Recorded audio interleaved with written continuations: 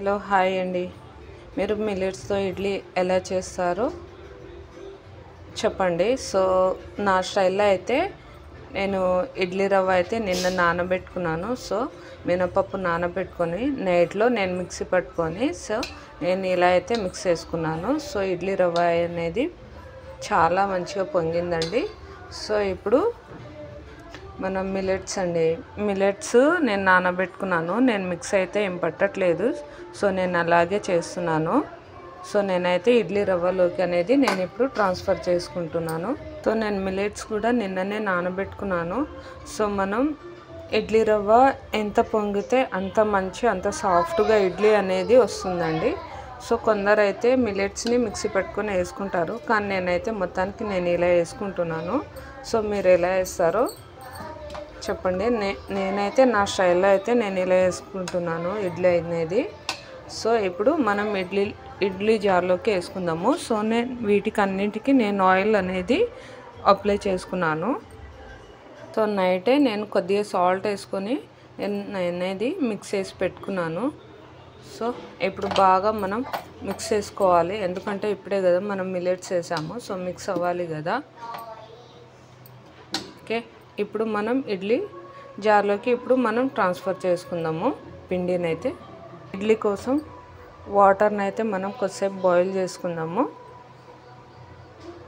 So water అనేది boil అయిపోయిందండి. ఇప్పుడు మనం ఇడ్లీ అనేది మనం ప్లేట్లోకి తీసుకున్నాం కదా. సో ఇప్పుడు మనం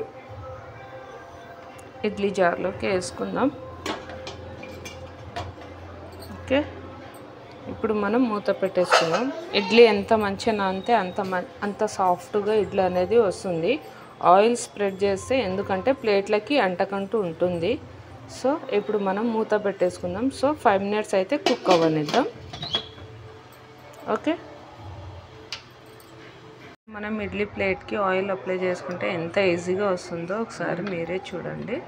సో ఎంత మంచిగా పొంగిందో చూడండి ఒకసారి.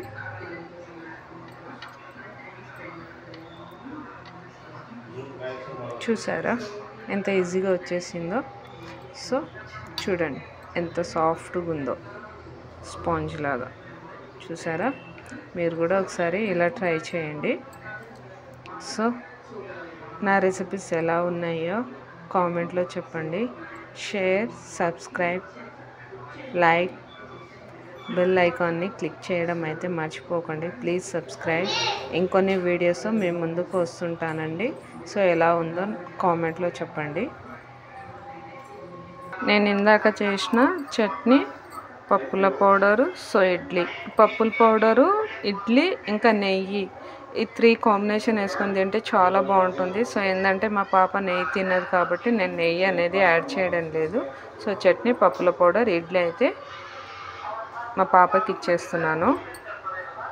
సో మిల్లెట్స్తో ఇడ్లీ అనేది పర్ఫెక్ట్గా అయిపోయిందండి. సో మీరు ఎలా చేస్తారో కామెంట్లో చెప్పండి. సో మిల్లెట్స్ ఇడ్లీ అండి ఎలా ఉందో మీరు కూడా ఇలా ట్రై చేయండి. కామెంట్లో చెప్పండి ఎలా ఉందనేది. So like, share, subscribe. Please subscribe.